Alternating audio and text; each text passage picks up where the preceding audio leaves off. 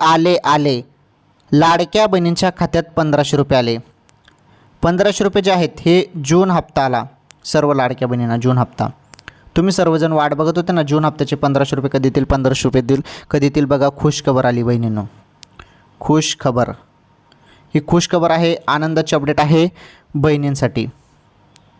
तर लाडक्या बहिणींनो, लाडकी बहीण योजनेमार्फत तुम्हाला दर महिन्याला 1500 रुपये मिळतात आणि तुम्ही सर्वजण जून हप्त्याची वाट बघत होते बरोबर.